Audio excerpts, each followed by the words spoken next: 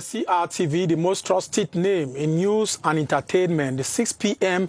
regional news of this Monday, the 26th of April, 2021, presented by Nadia Amana and me, Gilbert Ongene Anya, in Yaoundé. Bonsoir Nadia. Bonsoir Gilbert Ongene, bonsoir chers téléspectateurs et bienvenue au journal. Au sommaire, l'activité économique a repris à Bangui dans le nord-ouest. Le pont détruit par les combattants séparatistes il y a quelques temps a été réhabilité. Un ouf de soulagement pour les populations de cet arrondissement. Bafoussam, bientôt ville intelligente, la communauté urbaine et la Cameroun Telecommunications Camtel viennent de signer une convention pour connecter la capitale de l'Ouest aux services et plateformes numériques de base. Lutte contre la grande criminalité dans le Nord, la gendarmerie vient d'appréhender un gang de 10 présumés preneurs d'otages à Pitoa.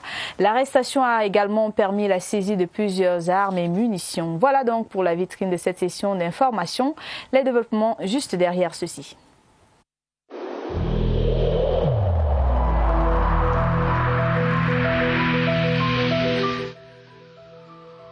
Malgré nos efforts, le Covid-19 a endeuillé de nombreuses familles et provoqué de graves difficultés dans le fonctionnement de notre économie et de notre société.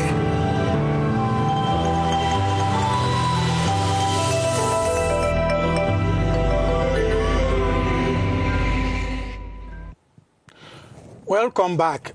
Representatives of university institutions, including those from the Agence Universitaire de la Francophonie, are receiving training on the acquired experience in Cameroon. While opening the 3-day conclave, the Secretary General of the Ministry of Higher Education, Professor Wilfred Gabsa, said the Council of Advisors will examine conditions of individuals with professional experiences in various fields, but with no formal academic titles owing to their role in a society. Gerard Naji Eyambe talked to the Secretary General in the Ministry of Higher Education, Professor Wilfred Gabsa, who now expatiates on the conclave. To be given an academic entitlement, the professional competencies be recognized and given a reasonable place in society. And in this process, as I was saying, we are very grateful to the Agence Universitaire de la Francophonie, whose director is here with Central Africa and the Great Lakes. 40 councillors are today going to be trained to carry that file and start making it accessible to everyone that embraces the education system. If Royamila became a professor of sports tomorrow, is there anyone who contests his competence, his skills and knowledge in the domain of football? No. Parlons à présent de la Coupe d'Afrique des Nations au Cameroun 2021. L'aspect événementiel se prépare. Les membres des jurys pour la sélection de l'hymne et de la mascotte ont pris fonction ce lundi. La cérémonie d'installation s'est tenue au Palais polyvalent des sports de Yaoundé.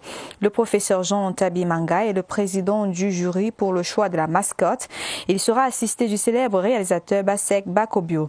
Pour l'hymne, le professeur Charles Bina a pour vice-président le producteur de renommée Aladi Touré. Ces personnalités et leurs membres disposeront donc de 5 jours pour la délibération du concours national de la mascotte et de 10 jours pour celui de l'hymne de la CAN 2021. Nous reviendrons sur les développements de cette actualité dans nos prochaines éditions de journaux. La suite est avec vous, Gilbert. Tout à fait, Nadia. 2 important bridges in Maroua, the Pont Rouge and the Pont Vert, are in a state of degradation, with Pont Rouge said to be in an advanced state of degradation, which might lead to its collapse. The senior divisional officer for the Diamari, Jean-Marc Ekwambarga, who made the assessment while evaluating the bridges, has reassured that a report will be sent to Hierarchy for immediate solutions to be taken. Here is Henry Tato, Ekambi, with more from Maroua. The 2 bridges found in the heart of Maroua have gradually been degrading, especially with flood waters in the rainy season.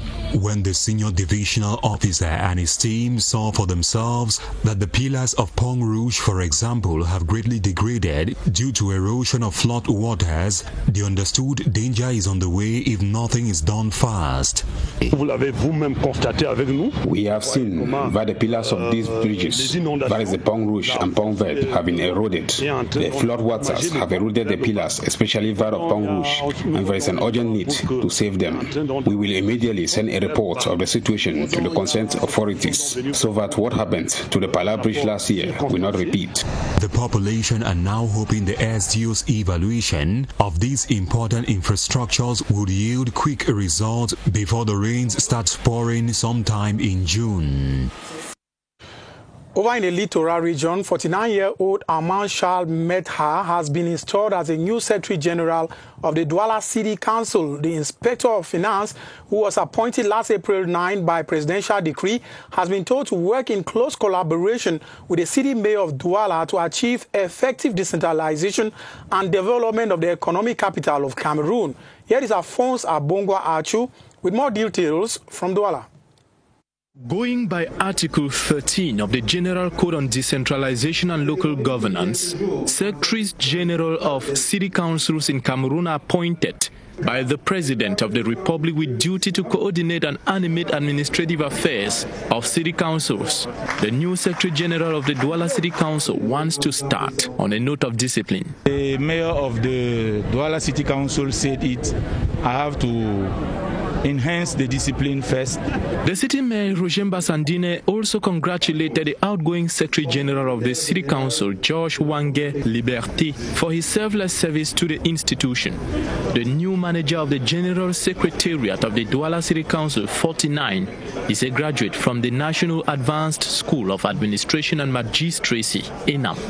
He formerly served in the Ministry of Finance and as Sub-Director of Equipment and Maintenance at the Ministry of Decentralization and Local Development prior to his appointment.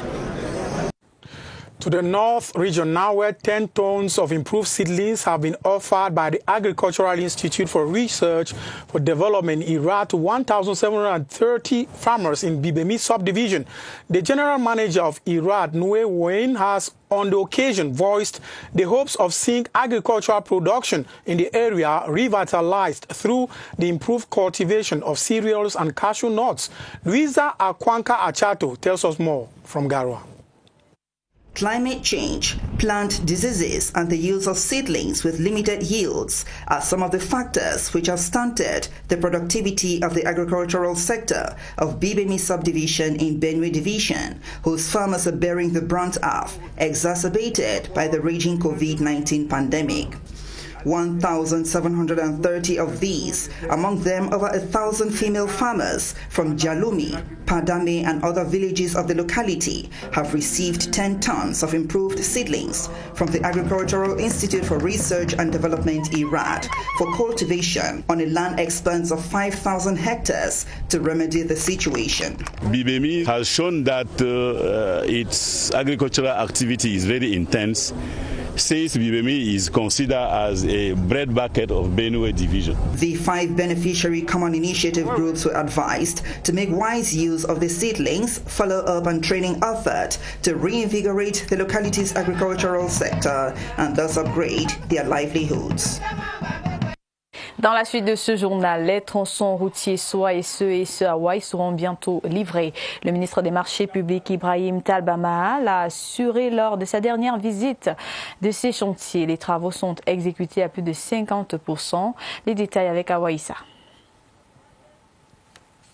Vont bientôt fleurir l'entrée de l'aéroport international de Yaoundé-Simalène. Le nouveau siège de la Cameroon Civil Aviation Authority, encore en chantier, a dévoilé dans sa première phase son centre de formation au ministre des Marchés publics. L'ouvrage comporte des salles de classe, un restaurant, des bureaux destinés au centre de la CCA et au personnel de l'école. Également sorti de terre, le centre de recherche et de sauvetage des avions. Le gros œuvre est achevé, les travaux sont à leur seconde phase, soit un taux d'exécution de 70%. Le patron des marchés publics, Ibrahim Talbamala, a demandé aux deux parties de trouver un terrain d'entente. Le centre de recherche pour le développement de l'économie numérique en rénovation au quartier Bastos vient compléter un tableau architectural digne d'un pays connecté sur le monde. Nous allons travailler ensemble dans le cadre de la synergie gouvernementale pour que chacun, en ce qui le concerne, puisse pousser le projet. Des belles perspectives en somme pour le Cameroun. Toutes nos excuses pour cette confusion d'éléments. Nous reviendrons sur les routes de Hawaï et ce, dans nos prochaines sessions d'information. La Ligue régionale du sport et du travail de l'Ouest a débuté ses activités. La saison qui prévoit des compétitions et plusieurs autres activités sportives a débuté sur une marche qui a mobilisé des dizaines d'hommes et de femmes. Ils ont sillonné les artères de la ville de Bafoussam et à leur suite, notre reporter Poliwafo. Ils étaient près d'une centaine, des travailleurs ayant décidé de rompre la monotonie habituelle pour s'offrir des bouffées d'air frais. L'objectif principal, le lancement effectif des débuts des compétitions de la Ligue régionale du sport du travail dans la région de l'Ouest. Dès le 1er mai, on va débuter les compétitions au stade de Toket qui nous a été déjà attribué. Accompagnés par une ambulance et protégés par les forces de l'ordre, ces sportifs, hommes et femmes, ont battu le pavé sur près de 10 km. Partis de la poste centrale, les marcheurs ont échoué à la sous-préfecture de Bafoussam 1er en passant par le carrefour Le Maire, TPO et le palais de justice. Ce que je demande aux entreprises, c'est de faire un effort, de passer dans les 2-3 jours qui suivent pour permettre que je puisse établir les licences à temps, qu'il n'y ait pas de retard dès le premier jour de lancement qui est le premier au stade de Toket. Les athlètes inscrits à la Ligue régionale du sport du travail de l'Ouest ont la possibilité de se qualifier pour les championnats du monde. La compétition est prévue à Lagos, au Nigeria, en décembre 2021. Le développement de l'économie et la création des richesses et des emplois au Cameroun passera par une bonne exploitation des opportunités qu'offre le secteur des technologies, de l'information et de la communication. Le professeur Ebot, directeur de l'Antique, l'a dit lors de l'ouverture d'un atelier de formation organisé par sa structure à Limbé. Le contenu de cet apprentissage dans ce reportage de Stéphane Tala, de CRTV Sud-Ouest. Le développement technologique favorise une économie susceptible de générer d'énormes revenus et la création de plusieurs centaines d'emplois. En le soulignant à l'ouverture de ces travaux de Limbé, les experts ont exhorté les jeunes à s'investir dans le numérique. On va former 100 jeunes en Data Science Associate et Security Engineer Associate et Software Development. Malheureusement, plusieurs facteurs, parmi lesquels l'absence d'une main-d'œuvre qualifiée, freinent encore le passage à l'économie numérique au Cameroun. Selon le directeur général de l'Agence nationale de technologie de l'information et de la communication, le professeur Ebot, il est question de doter les participants des moyens nécessaires pour briser toutes les barrières afin d'avancer librement dans les secteurs de l'éducation et de la santé, entre autres. Une manière de leur permettre d'être en phase avec la vision du président de la République, a-t-il noté. The new East Delegate for National Security has been commissioned into office with a call for him to, among others, protect citizens and their property, fight petty theft and urban disorder and corruption. The Delegate General for National Security, Martin Bargangele, dished out the recommendation in Betwa while installing Police Commissioner Bongeri into function. Here is Tala LT with a report from Betwa. 58-year-old Commissioner of Police, Byongeri, is the new boss of police operations in the East region, the largest in the country, with a long and porous border line with the Central African Republic and Congo. Installing him into his functions in the presence of Governor Gwan Vongo, the Delegate General for National Security, Martin Bargangele, exhorted him to protect the Cameroonian nationality in this part of the country which hosts thousands of refugees. The fight against petty theft, harassment and assault are also some of the burning issues raised by the city mayor, Jean-Marie Dimbele Soudea, which he will have to tackle. The police boss also stressed on the need for the newly installed to reinforce police operations and patrols along the border in order to dismantle criminal networks, curb the flow of contraband goods, drugs and light weapons across the border into Cameroon.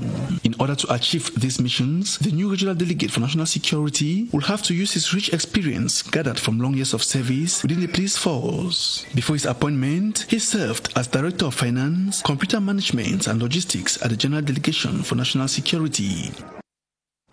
To the Adamawa region now, where a 3-day international conference on the transformation of local resources into small-scale industries in Cameroon is underway in the University of Ngaoundéré, the symposium is taking place under the supervision of the rector of the university, Professor Ifeyi Melo, and is aimed at helping engineering students of the university to, among others, set up industries involved in the transformation of local resources. Here is Celestine Sumbele with more details from Ngaoundéré.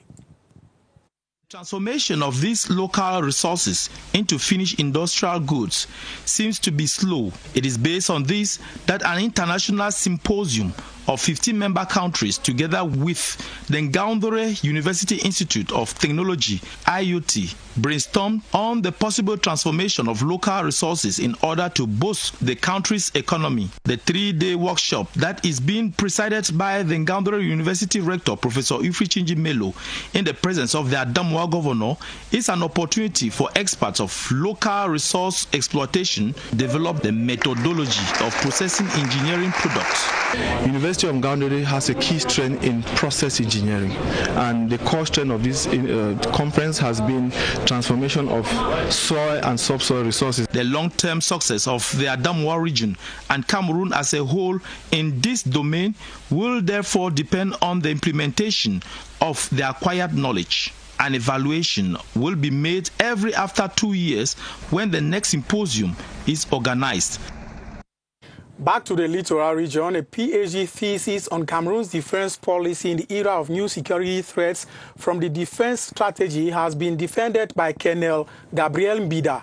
He, in the thesis, provides some solutions to the security threats Cameroon is faced with in a work that has been described by the jury as an important tool for policymakers. Cynthia Etim has more from Douala.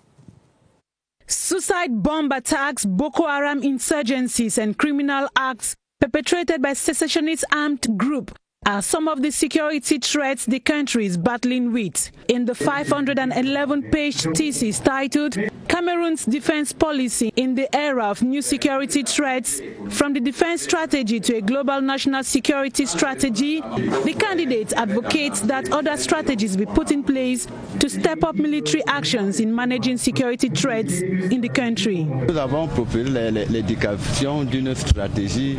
propose that a global national strategy for national security be set up, taking into consideration internal and external menace. A problem-solving PhD thesis, the jury say, is worthy in the country's quest to combat security challenges. The dissertation is believed to provide a remedy to maritime insecurity and cross-border bandits, a research piece that has earned Dr. Gabriel Mbida an excellent grade.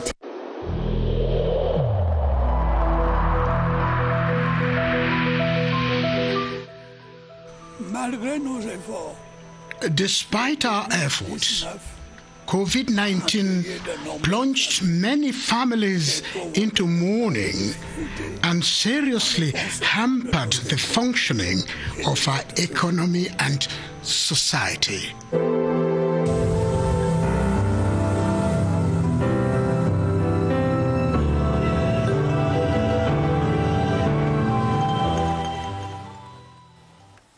Vous êtes sur la CRTV et vous regardez le quotidien des régions. Ça circule à nouveau à Bangui, dans le nord-ouest.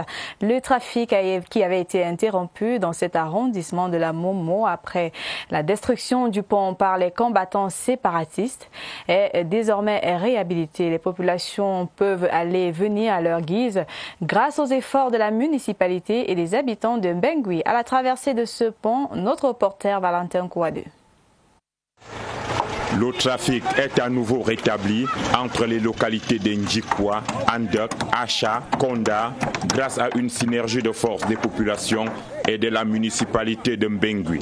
En effet, depuis quelque temps, il était devenu impossible d'aller écouler les produits des champs dans les grandes métropoles.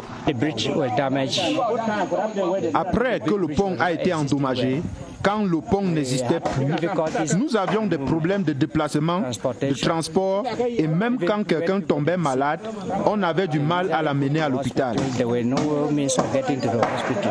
L'action du maire de la commune de Mbengui, Ndansa Kennedy, est appréciée par les populations. déjà nos mamans qui partent au champ et nous-mêmes qui passent avec les motos. Parce que moi, j'étais technicien d'ici. Le maire de Mbengui, en leur retrocédant le pont, a demandé aux populations d'être les gardiens du patrimoine public. Parlons à présent de la présentation du livre blanc de l'économie camerounaise du groupement interpatronal du Cameroun à la communauté universitaire de Tchang, paru en 2020. Ce document qui présente un modèle économique qui prend en compte les réalités dans ce contexte de crise sanitaire due au Covid-19, propose également des solutions pour redresser l'économie du Cameroun dans une synergie des institutions publiques et privées. Notre reporter Stéphane Franqui nous en dit plus. Le groupement interpatronal du Cameroun, à travers ses experts, a présenté un diagnostic des problèmes qui freinent l'économie du Cameroun, en l'instar du système fiscal axé sur des recettes inéquitables. Le GICAM lui propose un système fiscal qui permet aux entreprises de créer la richesse et des emplois tout en prenant en compte les objectifs de recettes de l'État. Nous souhaitons donc que ce modèle économique, ces propositions-là fassent l'objet de discussions pour qu'on puisse co-construire notre pays. L'ouvrage paru en 2020, présenté à la communauté universitaire de Tchang, se veut un outil de dialogue entre l'institution publique et le privé pour une synergie d'action afin d'atteindre l'émergence. Nous allons nous associer avec le GICAM pour peaufiner les idées, pour faire en sorte que le GICAM grandisse avec à ses côtés une institution capable de lui apporter l'ingrédient de critique, de construction, de recherche qu'il faut pour que l'entreprise se développe. Un accord cadre a également été signé entre le GICAM et l'UDS pour une collaboration plus fructueuse dans la recherche et la mise sur pied des stratégies pour un développement plus rapide du Cameroun. Parlons à présent de la Coupe d'Afrique des Nations Cameroun 2021. Le pays affine son dispositif pour une compétition en toute sécurité. Les officiers de sûreté et de sécurité de la Confédération africaine de football viennent de prendre part à une formation à Douala. Leur rôle sera de veiller à ce que tout se passe bien dans les stades pendant les matchs. Edouard Penda. Une quarantaine d'officiers de sûreté et de sécurité de la CAF formés pendant 2 jours à Douala. Une nécessité pour la Confédération africaine de football de mieux outiller ces officiers qui jouent un rôle majeur dans les stades de football, surtout en cette période de Covid-19. C'est le but de la toute première retraite des officiers de sûreté et de sécurité de la CAF venus de plusieurs pays d'Afrique sous l'encadrement technique du docteur Christian Emerouya, chef du département de la sûreté et de la sécurité de la CAF, et Katharina Steinberg, responsable de la sûreté et de la sécurité de la FIFA. Pendant la formation, une descente effectuée au stade de Japoma pour s'acquérir des réalités de terrain. Une retraite qui montre l'importance qu'accorde la Confédération africaine de football aux questions liées à la sûreté et la sécurité dans les stades, mais aussi qui sert d'évaluation aux précédentes expériences pendant les compétitions organisées par la CAF et préparer la prochaine Coupe d'Afrique des Nations de football au Cameroun en janvier 2022. Let's take you to the south region now. The population of Longi, a locality situated some 30 kilometers from Kribi, have been drilled on different methods to fight against malaria. This was during a sensitization campaign organized at the Longi Integrated Health Center by a non-governmental organization known as PIEGO as part of activities to mark World Malaria Day celebrated on Sunday. Here is Polycarp Atier with more details from Kribi. Longi, a locality situated along the shores of the Atlantic Ocean with a forest and standing water, is among the places in the Ocean Division that malaria is on the rise. In this light, an NGO known in French as PIEGO organized a sensitization campaign to mark this year's edition of World Malaria Day, schooled the population to practice sleeping under treated mosquito bed nets, clear bushes and standing water around their homes. The divisional officer of Kribi 2 subdivision, Marie-Suzanne Bebka, appreciated this gesture, which comes from PIEGO, and asked the population to practice the knowledge acquired in order to eradicate malaria in Longi, a community that also suffered from cholera epidemic in 2020. Although the fight against malaria is challenging, there is hope that it can only be conquered if its preventive methods are respected. The Littoral region once again, where maritime experts have rounded up training on how to use a software known as YARIS, which is Yaoundé Architecture Regional Information System that helps identify incidents at sea from a distance. This is part of a Gulf of Guinea Interregional Network project organized by the European Union. We have more details with Liaris Nane Epote from Douala. The Gulf of Guinea is known as a hotspot for maritime piracy, a phenomenon which the Marine Corps is doing everything possible to combat such ill. Through the project, the Gulf of Guinea Interregional Network, abbreviated GOGIN, a software known as YARIS is thus created to monitor the sea and have precise information on suspected incidents on time. Maritime security, it is a whole subject, very, very complex, which needs a good capacity building in terms of human resource. We have to detect threats very, very far away from our coast, and to detect them we need technology tools, and YARIS is one of those technology tools. The Douala event was to train staff working in marine centers how to use the YARIS software in an operational context. Participants were put in a position to work on fictitious scenarios to combat ills such as maritime pollution, illegal fishery, tracking and responding to acts of piracy, among others.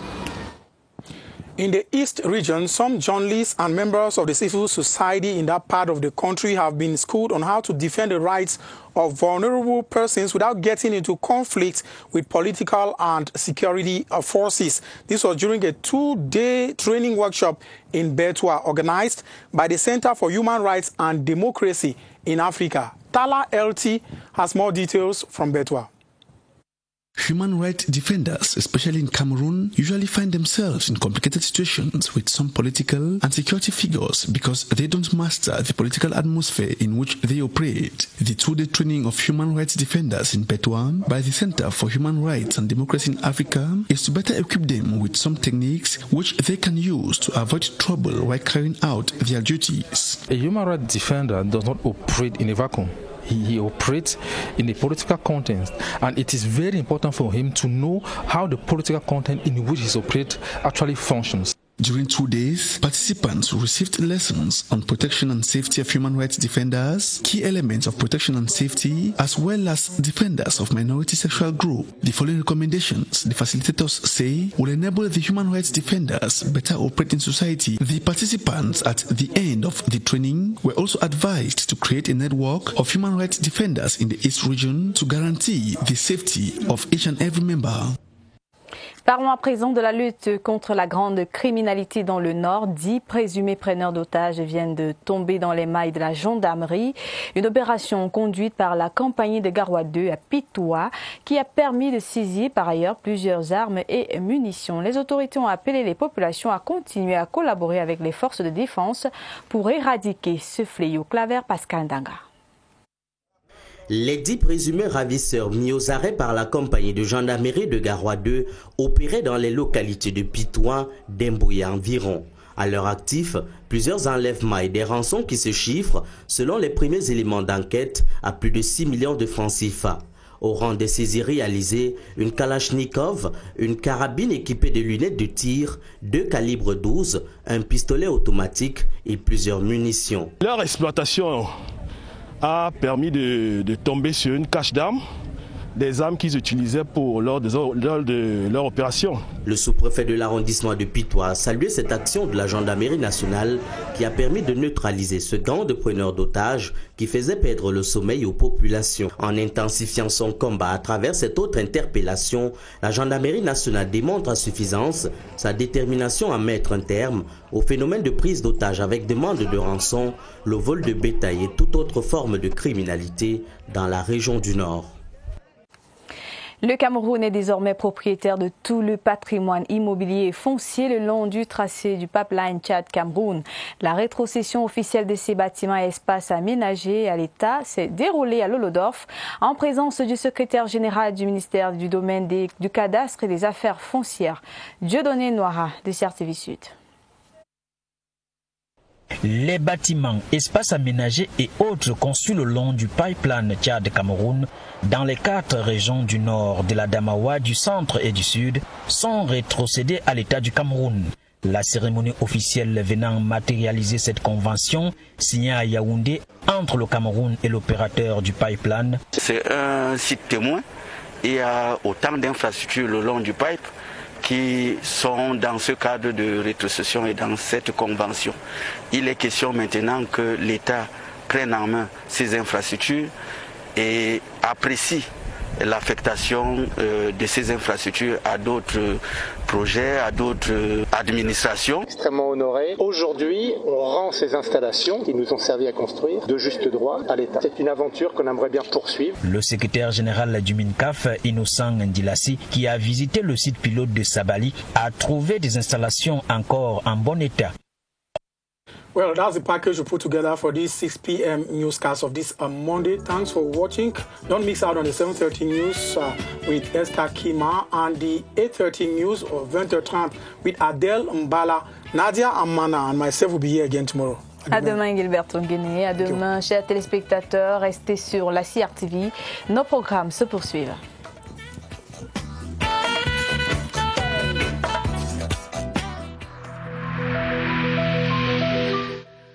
Je vous exhorte de nouveau à porter vos masques, à vous laver régulièrement les mains et à faire appel à un médecin ou à tout autre personnel de santé au cas où des symptômes apparaissent. C'est le seul moyen de préserver les vies et de freiner la propagation du virus.